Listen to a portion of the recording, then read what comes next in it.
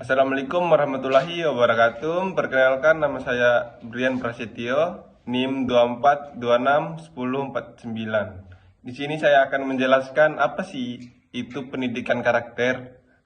Pendidikan karakter adalah proses pembelajaran yang bertujuan untuk membentuk dan mengembangkan karakter individu yang baik,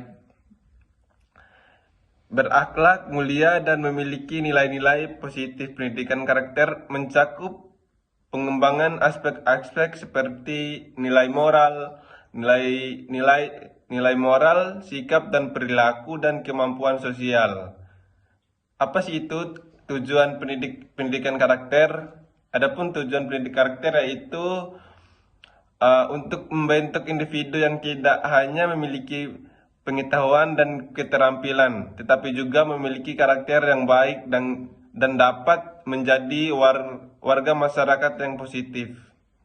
Pendidikan karakter dapat dilakukan melalui berbagai cara seperti pembelajaran di sekolah, aktivitas eksekutif, pengalaman hidup sehari-hari, pelatihan dan workshop. Dengan pendidikan karakter, individu dapat menjadi lebih baik dalam menghadapi tantangan hidup, memiliki hubungan yang lebih baik dengan orang lain, dan menjadi warga masyarakat yang lebih positif dan produktif. Lanjut, saya akan menjelaskan apa sih itu konsep diri positif dan negatif.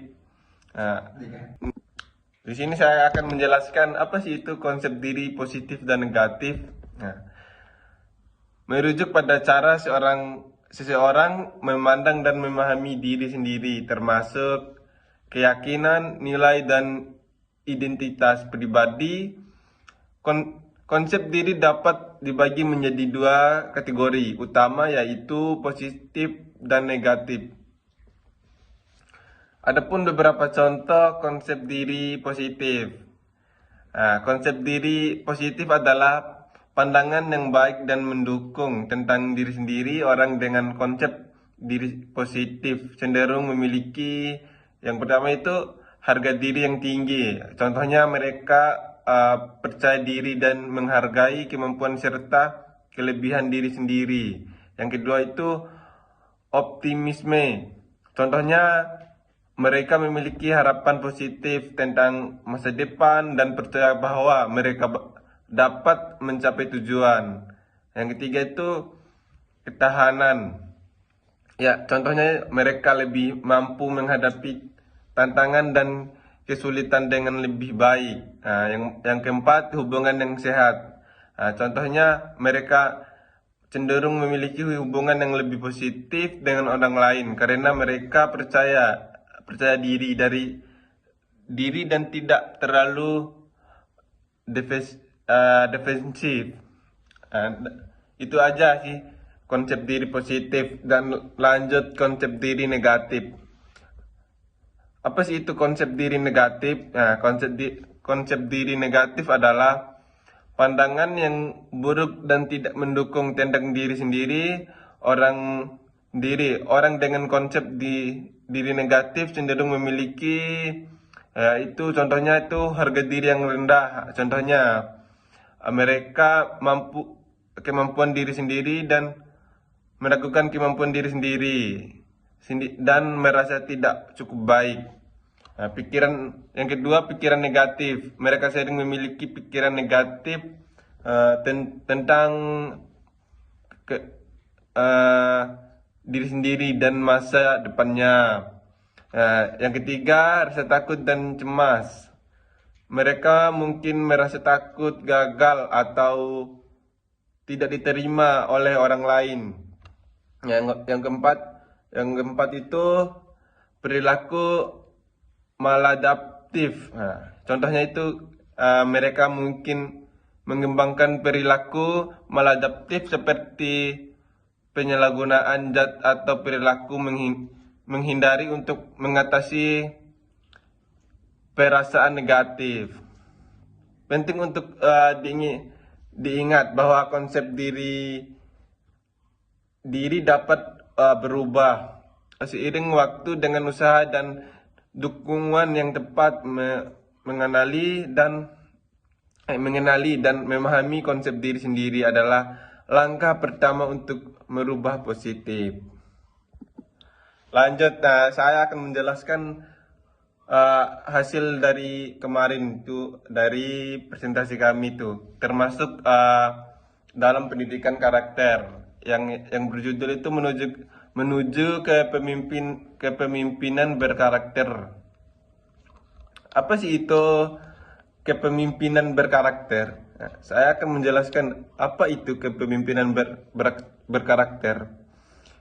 Kepemimpinan berkarakter merupakan salah satu aspek fundamental dalam kehidupan manusia yang berperan penting dalam mengarahkan, mengatur, memotivasi individu maupun kelompok untuk mencapai tujuan bersama dalam berbagai bidang kehidupan, baik organisasi, masyarakat maupun pemerintahan. Peran pemerintah sangat menentukan arah kebijakan strategis serta keberhasilan untuk kelompok. Seorang pemimpin yang efektif tidak hanya berfungsi sebagai pengambilan keputusan, tetapi juga sebagai penggerak yang mampu menumbuhkan semangat kebersamaan dan tanggung jawab kolektif dan antara orang-orang yang dipimpinnya. Oleh karena itu, kualitas kepemimpinan menjadi faktor utama dan menentukan kemajuan suatu organisasi maupun bangsa. Adapun beberapa contohnya itu mengetahui pengertian kepemimpinan berkarakter, menjelaskan ciri-ciri nilai yang harus dimiliki seorang pemimpin berkarakter, menjelaskan langkah-langkah menuju kepemimpinan yang berkarakter itu pun termasuk tujuannya. Adapun definisi kepemimpinan berkarakter. Kepemimpinan berkarakter adalah kemampuan seorang dalam memimpin dengan berlandaskan nilai-nilai moral, etika, dan integratif yang kuat.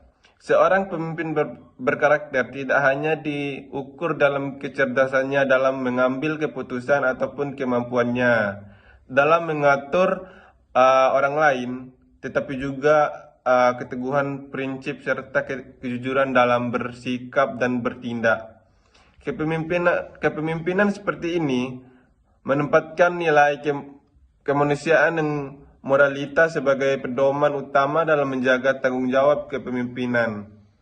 Menurut Septi R. Cover 2004, karakter merupakan kombinasi antara integrasi, kedisiplinan, dan empati yang menjadi fondasi dalam membangun kepercayaan tanpa karakter.